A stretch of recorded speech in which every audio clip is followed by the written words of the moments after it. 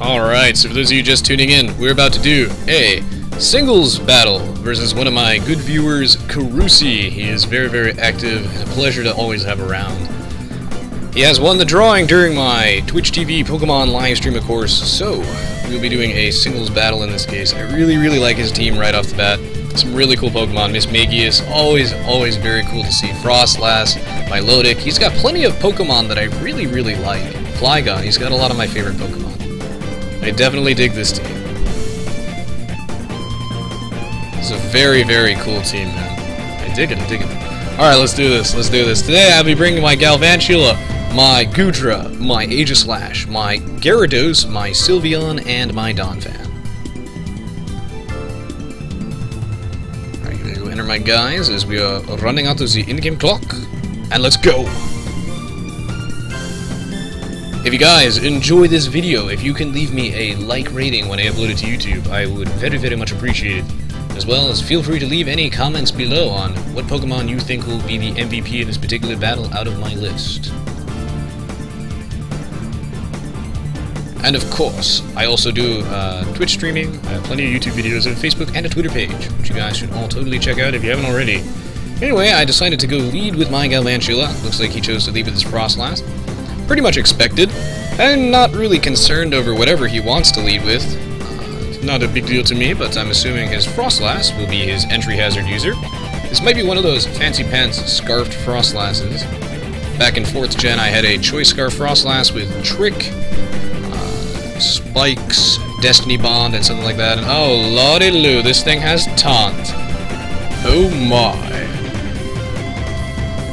Alright, interesting. I wonder what set this guy's running. He's got Taunts. I wonder if he's the Spiker of this team. He's going to be setting up those entry hazards. Thank you for following me, Blue Falcons. You are awesome. Well, this is a quite awkward situation indeed. Now that I'm taunted, I cannot use non-attacking moves.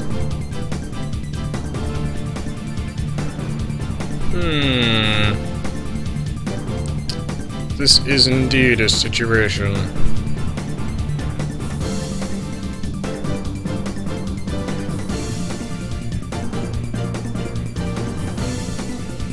I know Froslass is faster than me, that's always concerning. I wonder what he wants to do. That's what I want to know. I want to know what he wants to do. We give her a T-Bolt here. Alright, looks like he's going for Spikes. Ah, so this is the Spiker. I wonder if this thing is Destiny Bond. If this does, I need to be one sad pony.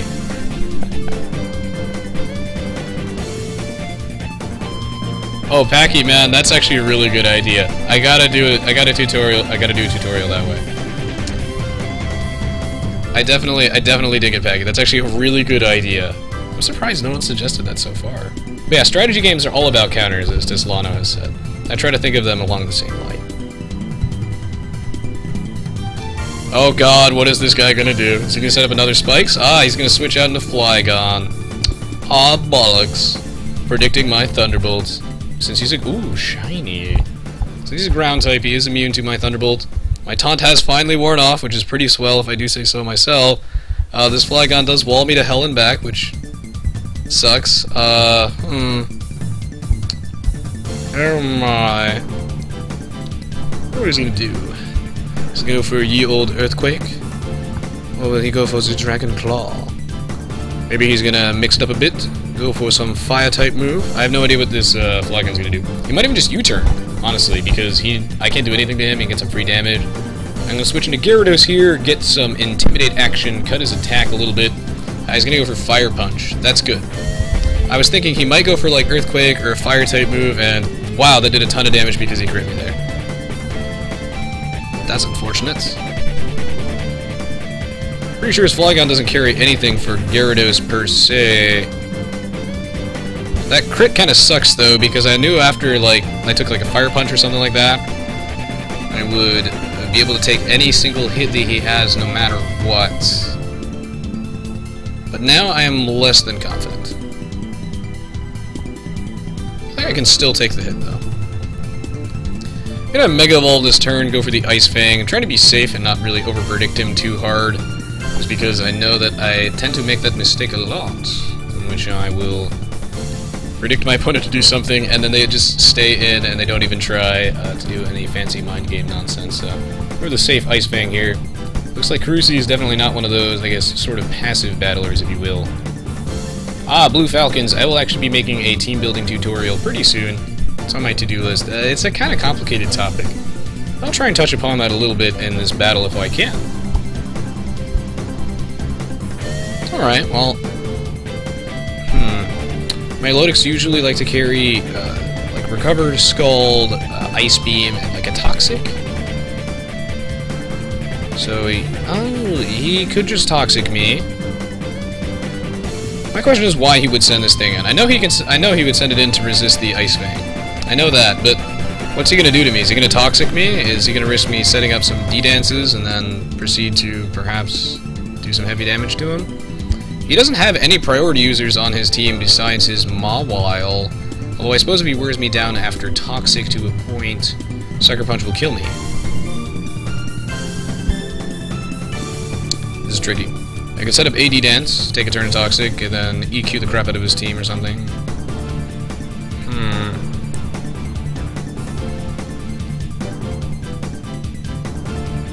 That seems like shenanigans, definitely.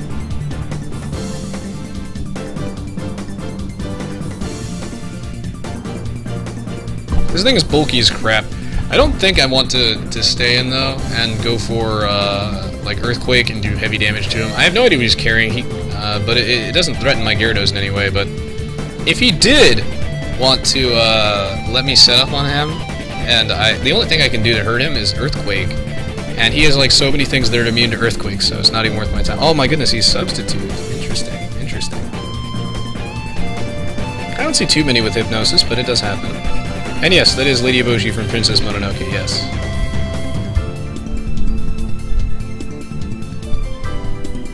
Alright, went for the Substitute there. That's actually a very smart move on his part. To prevent me from statusing him or anything, and also to protect him if I tried to set up with some Dragon Dances, you'd be able to get up a free sub. I'm curious, what is his plan now? He's going for Scald, try and fish for the burn here. It's going to do, like, nothing to me, that's for certain. My hope is that this Moonblast does break his sub. Please tell me it breaks his Substitute. Yeah, I know, right?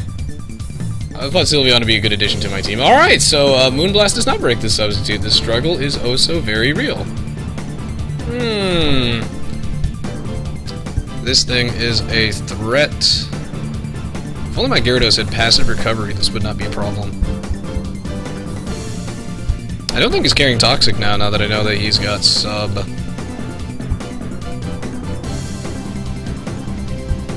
I'm gonna say he's not carrying Toxic, yeah.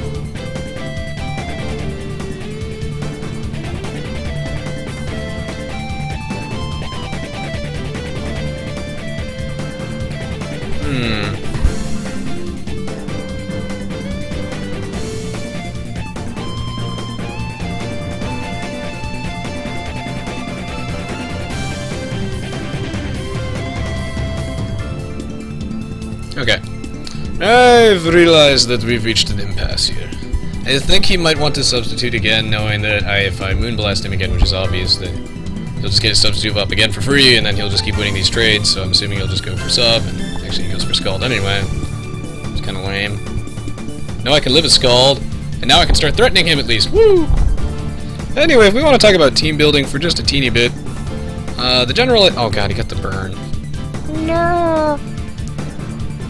I'm one sad, sad pony. That is actually going to suck balls. That's going to drastically reduce my longevity. Over a T-Bolt here, break his substitute. Ay, Dios mío. But now that he has this burn, though, now he can stall me. He can just go for another sub here. Knowing that I'm going to break his sub, he can just go for... Yeah. Oh, Mirror Coat. Aha! Aha. Fat chance, buddy. Probably should have just gone for another sub, honestly. Let the burn kill me next turn. Or we could have gone for Scald. It doesn't really matter.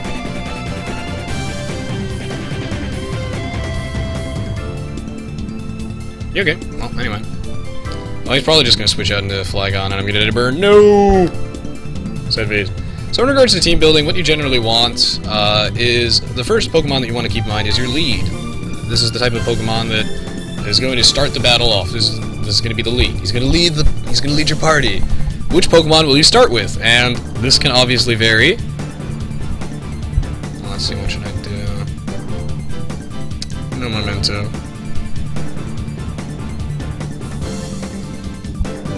Before I die, I'm just going to set up Sticky Web. Just to slow down his Milotic and his Mawile just a teeny bit. Or he's going to lock himself into Outrage. I also stayed in just so I know I'm going to die anyway, and I want to see what he's going to lock himself into. Assuming that he is some sort of choiced item. So you want to lead a Pokemon that's going to start the battle off right, and he's going to... this Pokemon is going to start the battle off. So usually your lead will be something that has something to, like, either to screw... Okay, they come in many forms. They can set up entry hazards, for one. This is a pretty common thing that people do, is they will have their lead try and set up entry hazards. Entry hazards including things like Stealth Rocks, Spikes, Sticky Web, Toxic Spikes, etc. And the general idea behind entry hazards is you want to get those up relatively early. Whether or not you want to start with them is up to you, but you want to get them up relatively early so that every time your opponent switches in, it screws them up in some way. It really sucks that this guy has Spikes up, because if I don't live this Outrage, I think I will though. Oh no, take it like a boss. Not bad. I was hoping you get the 3-turn Outrage though, because I know Ice Shard's a 2-hit KO, but... Rip my dreams. Rip my dreams.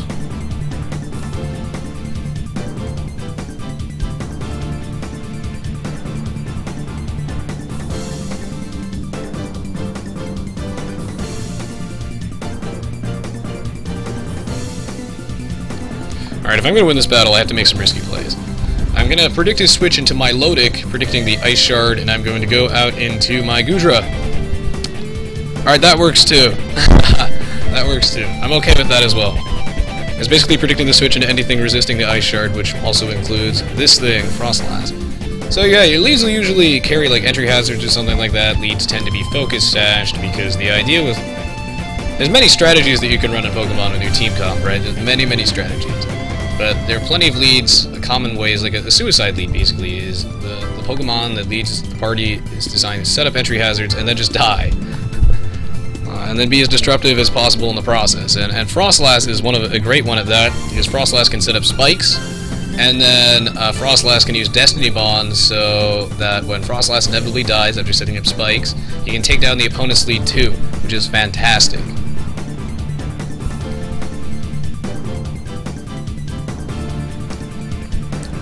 Going over Thunderbolt here, predicting him to switch out into his Milotic this time. Or Mandibuzz. I don't know why he went down to Mandibuzz, actually. That's interesting. I thought he was going to predict the Flamethrower and go out into Milotic to resist that. But he goes into Mandibuzz, which is totally chill with me, is I went for Thunderbolt. I wonder what his plan is. I don't think he can stay in. Oh, he's going to go for Defog. This is good because this removes his spikes on my side of the field too, which is why I set up Sticky Web before I died. I could have gone for Bug Buzz to get some extra damage on him. I don't know how much Bug Buzz would have done, but Bug Buzz after Ice Shard, he would be really low. I wanted to set up Sticky Web that way, to kind of cripple his Mawile and his Milotic a little bit to encourage him to use Defog with his stupid Mandibuzz. That way I could get rid of these spikes, because I don't really see a safe opportunity for my Donphan to use Rapid Spin and get rid of those spikes. So I'm A-okay with this. This is exactly what I wanted. I get to kill him with an Ice Beam in case he wants to switch into Flygon to predict the Thunderbolt. So yeah, it's hard for me to talk about both team comps as well as the thought process in this building. But yeah, entry hazards are usually what your lead's going to be running. But, sometimes it's smart to not have entry hazards on your lead and instead to have entry hazards on something in your party. But in general, your team should consist of a Pokemon with entry hazards. You don't have to run entry hazards, but if you don't, you better have something that can deal with entry hazards, like a Defogger or a Rapid Spinner to remove entry hazards. Those moves remove entry hazards. I am really curious to see what his plan is in this case. He went on to Mawile here. One of my only checks to Mawile on this team is actually Gumshoe here, because I know that I can live any single move that he has. And I should be faster than him, and I can go for a Flamethrower here. He'll probably live this, and the play rough will kill me, but that's okay, because I got him really, really low, and he has no recovery, and I kind of had to. Gumshoe's not going to help me too much against Mismagius, honestly, because I don't have that much coverage on him. And now that I've got him extremely low, I can threaten this guy with the Shadow Sneak from my Aegislash, yeah. So yeah. Something on your team should have entry hazards. The TLDR version. I'll try and go with the TLDR version for this particular battle. The TLDR version, guys, of Pokemon team building is you need something with entry hazards, usually on your team. Whether or not that's going to be your lead is up to you. And then you're gonna need a defensive core, ideally. You're gonna need a bunch of defensive Pokemon. You want to make sure that you have both. At least the absolute minimum is a physical wall, a Pokemon that can take physical hits extremely well. Have at least one of those, and then a special wall, a Pokemon that can take special attacks extremely well. You're gonna need at least one of each. That's a guaranteed. And you're gonna want something with entry hazards, probably. This can vary. And okay, so I went for the Shadow Sneak there. Again, to kill his Mawile, and he went into Mismagius, I guess, to sack it, or he made a misplay. I'm not 100% sure. I could have gone for a Swords Dance. I definitely could have gone for a Swords Dance, but I thought it would be dangerous. I thought it would definitely be dangerous to go for a Swords Dance, because I know that I could still... I guess, like, he could have gone for a Swords Dance, you know, and then he could have gone for Sucker Punch, and that would have been super duper awkward for me. I didn't want to get in this prediction war with him. Get over another Shadow Sneak here, kill this thing. So you want entry hazards, you want walls. Walls are usually set up in this idea of what's known as a defensive core, guys. And a defensive core are Pokemon that encourage, I guess, your opponent to make a bad play. I'll try to give you a good example of a defensive core right off the bat. Skarmory and Blissey is a really, really common defensive core from 4th generation. A very, very common defensive core. Skarmory and Blissey, what they do is this idea that Blissey, right, is a super duper special wall. The thing is a pain in the ass, and it's really only killable by physical fighting type moves. And the Skarmory is a super physically defensive wall, and it can take like a close combat extremely well, and then threaten the opponent out with like a Brave Bird or something like that. So that's good. Blissey baits your opponent into using fighting type moves, and if they do use like if you have Blissey out and they go for, you know, the fighting type move is coming, or they're going to switch into fighting type Pokemon, you go into your good old Skarmory, and then they're screwed. Because if they go for a special type move to kill your Skarmory, like a Flamethrower or a Thunderbolt, well, you just go out into Blissey, and Blissey can take it like a champ. That's a defensive core. Your team should have a defensive core. Something like that. Walls that complement each other. You're going to need walls. Pokemon that can take hits. Alright, I am in a very interesting position at this point. I need to know how much this will do. I'm going to standing over a Shadow Sneak. I'm in a very interesting position. I do not want this thing setting up substitutes on me, predicting a switch. That Shadow Sneak did not do dearly enough. Oh my god. I thought he would go for a substitute, so I want to stay in, go for a Shadow Sneak, get a little bit of extra damage on him. Can I set up on him? Is that a thing? Is the setup real? Oh my god, that thing's so bulky, and I don't even have it statused. The thing is the worst.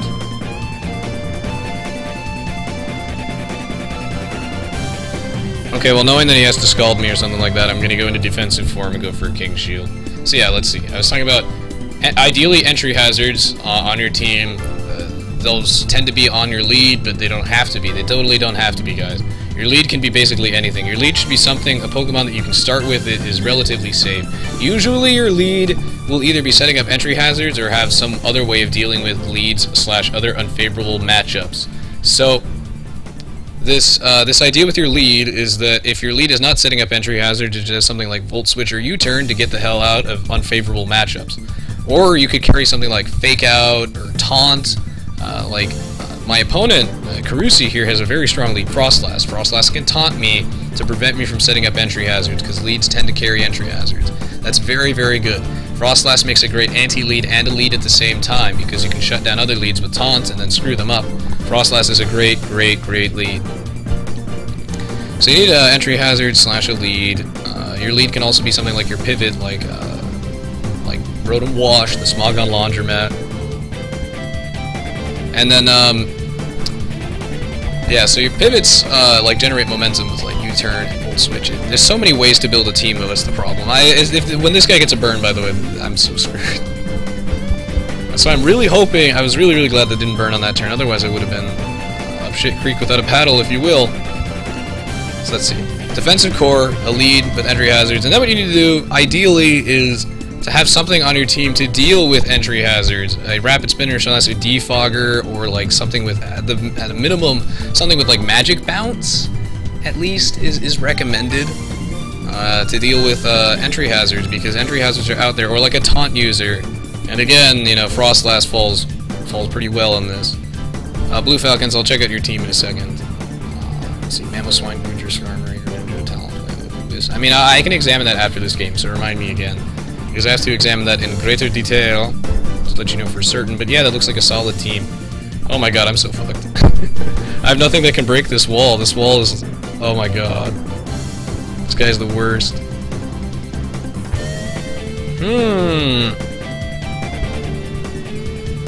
It appears we have reached an impasse. Because he has Substitute, that's devious. I never see Substitute on these Milotics. This is huge. Oh well. The struggle is oh so very real.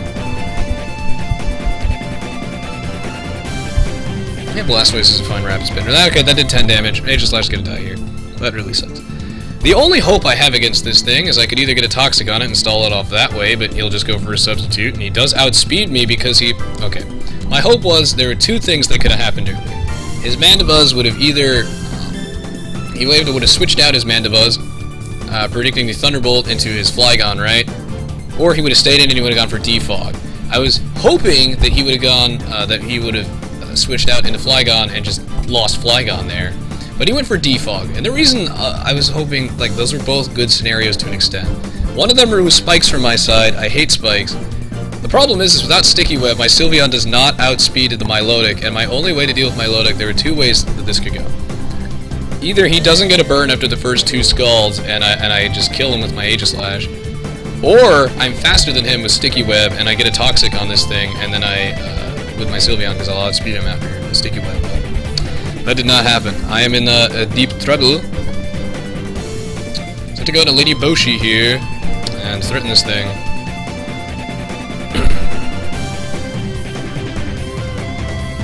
Actually, now this Mandibuzz is dead, I can go for an Earthquake actually. And now that his Mawile is Mawile dead? I think it's almost dead. Wow, that was a crit. Jesus. I still didn't do very much. Please don't burn me. If this Skull burns me, I lose. Oh, thank God. Thank God. Alright, so you need a defensive core, entry hazard / a lead, and then you basically need attackers. That's it. Your defensive core could consist of 3 Pokemon as well. Like a fire, water, and grass type. Also, obviously, you know, like that's the first type of defensive core that they introduced to you. You got Charmander out against a Squirtle. You know, the water move is coming, you switch out into your Bulbasaur. Like Charmander baits the water moves, Bulbasaur can soak him up. Bulbasaur baits the fire type moves, Squirtle can soak him up. That's a defensive core right there. Great. You'll need Pokemon that can take hits, definitely, and then you'll need Pokemon that can dish out hits. So you need a lead / entry hazard user, a defensive core, which can be like 2 to 3 Pokemon, and then attackers. Your attackers can be some sort of win condition, usually. The idea is that how are you going to win? Is that something on your team has a setup move like Dragon Dance, Swords Dance, Nasty Plot, etc., etc., etc. And that's what's going to win you this game. That is what's going to win you, is you get a setup. So you're going to get your entry hazards up, your defensive walls are going to cripple some of the opponent's Pokemon, your attackers will kill a couple of them, also that your star of the show, whatever it is in your team, you can have multiple win conditions. Mine in this case is Gyarados. My Gyarados here has Dragon Dance. If I get up at Dragon Dance, I can probably kill the entire enemy team if I set it up for that, and the rest of my Pokemon are designed to set me up in that position. Mold Breaker, yes, so I get to ignore his Levitate and go for the EQ. This is when the struggle gets real, because I'm pretty sure... Thank God this thing is low enough. I needed to sack Gumshoe earlier to get this Mawile low enough that an Earthquake would kill it, because I know an Earthquake is a 2-hit KO on Mega Mawile, and I was so going to lose if I didn't sack Goodra there and just go for the Flamethrower, so I had to do it. It may have seemed stupid to stay in on the most obvious play rough and just die, but I knew I had to do it. There was no other way I could win this battle. I had to get that Mawile below half HP, and I go for the Gyarados sweep. So that's what I mean. This is my win condition. So win condition will usually come out of some of your attackers, and you can have like two ways to win, 2 win conditions. Pokemon that set up are usually your win conditions. So hopefully that explains team comps a little bit to you guys, so that you know how to build a team. I'll be working on more tutorials on that topic in the future. Of course, if you enjoyed this video, please do leave me a like rating, subscribe to me on YouTube, follow me on Twitch, check out my Facebook and Twitter pages. As always, I really appreciate the support, guys. You guys are awesome. And I hope you all enjoyed this battle. GG Karusii, that was a really good battle. Oh my goodness. A really great battle. It's one of the best battles I think I've had on stream, so pleasure battling with you, sir. Always a pleasure, and I hope to see you in the future, dude. A really great game. That was like a staple battle. Tons of predictions in there, tons of plays. It was a really cool battle. Karusii's got a great team going for him. Alright guys, hope you enjoyed this video, hope you enjoyed this battle. We'll be getting with the next battle on the live stream in just a moment, so stay tuned and thank you for watching so far. I'll be back in just a minute so that we can go set up the next battle of the live stream, so BRB.